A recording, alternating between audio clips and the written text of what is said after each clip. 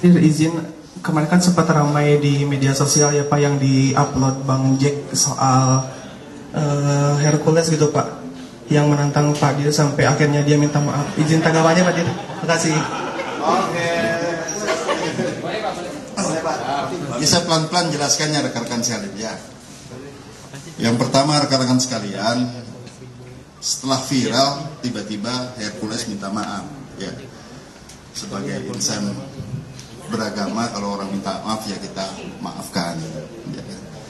Tapi kalau buat salah ya nggak ada alasan kan seperti itu. Jadi begini, kita harus jelaskan ini masalah premanisme ini. Dasarnya kita melakukan penindakan terhadap premanisme itu yang pertama adalah keresahan masyarakat.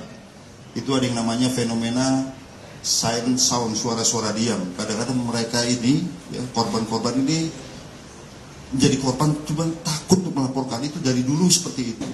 Dan ini fenomena ini kita temukan juga di daerah-daerah. Kadang-kadang dia mencabut laporannya karena diintimidasi. Inilah ciri khas daripada aksi premanisme ini ya. Ini menciptakan namanya fear of crime, keresahan. Ini memang spesifik untuk premanisme.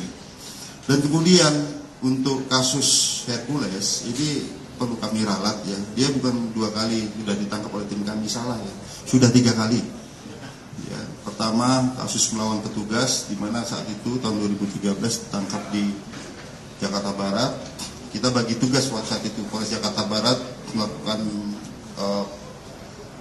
penyidikan kasus pemerasan, kemudian Polda Metro Jaya melawan petugas. Jadi kalau dulu masih ingat, keluar tahanan kita tangkap lagi. Nah, tahun 2018 kita tangkap lagi kasus pemerasan dan pendudukan lahan.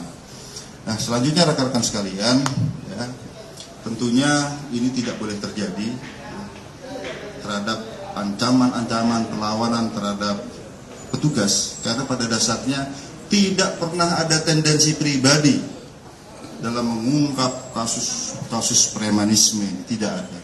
Tapi seperti tadi kami sampaikan, berdasarkan keresahan masyarakat, fakta hukum, dan di sidang secara terbuka, di sana dilihat fakta hukumnya seperti apa. Nah, kemudian ini jangan sampai menimbulkan giroh ya, wah ngancam-ngancam, jadi menimbulkan semangat buat yang lain. Ya. Ingat, petugas yang melakukan tugas itu pertama mendapatkan pelindungan.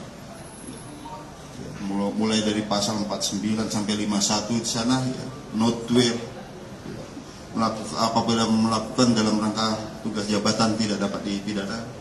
Dan apabila dia melawan petugas, ini ada ancaman pidananya juga, dan ini cukup berat loh. Jadi jangan sampai menjadi giroh nih, semangat tuh, jangan polisi apalagi menangkap, tidak. Semakin melawan semakin kita tabrak, gitu, nggak ada cerita. Intinya negara tidak boleh kalah dengan aksi premanisme. Tidak boleh ada kelompok tertentu apapun itu yang bergerak di atas hukum.